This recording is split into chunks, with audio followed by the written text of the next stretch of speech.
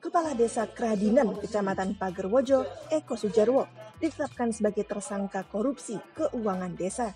Penyidik unit tindak pidana korupsi Satreskrim Polres Tulungagung juga menetapkan bendahara desa bernama Wiji alias Jiwut menyusul sebagai tersangka.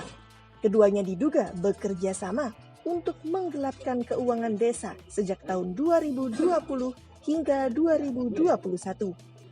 Kanit Tipikor Satreskrim Ibda Novi Susanto mengatakan, sumber keuangan yang dikorupsi meliputi dana desa, anggaran dana desa, dan bantuan keuangan.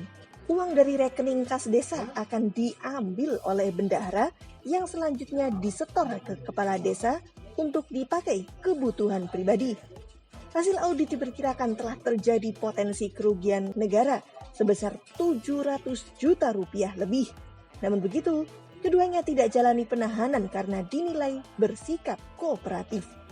Polisi baru melakukan penyitaan dokumen di kantor Desa Kradinan dan penyitaan dokumen yang disimpan di rumah bendahara.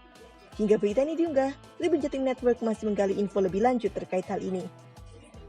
Terkait dengan penanganan kami terkait dengan perkara Kradinan dengan tersangka Pak Kadisnya Pak Eko Sujarwo, ini dengan total kerugian sejumlah 700 juta sekian, ini sudah kita lakukan pemeriksaan dan kita tetapkan tersangka dan berdasarkan gelar perkara kami di tingkat Pasidik Polda Jatim agar dipenuhi terkait dengan pemeriksaan saksi ahli dari Emmanuel dari Surabaya, Erlangga, dan dalam pemeriksaan kami mengembang terhadap tersangka yaitu bendaranya kita tetapkan sebagai tersangka yang Mas Wiji, kita tetapkan sebagai tersangka.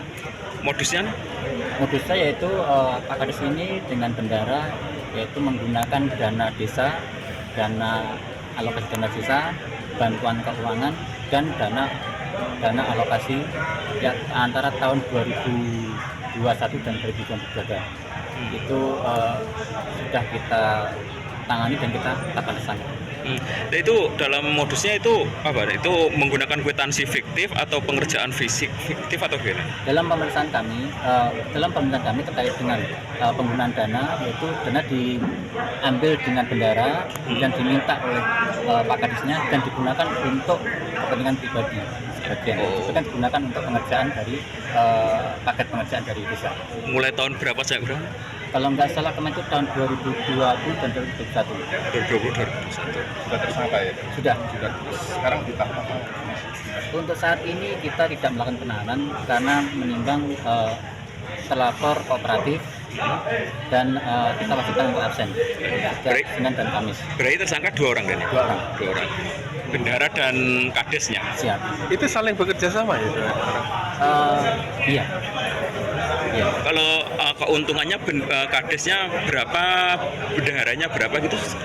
Terkait dengan keuntungan belum kita rinci secara detail, cuma untuk kerugiannya digunakan untuk kepentingan pribadi.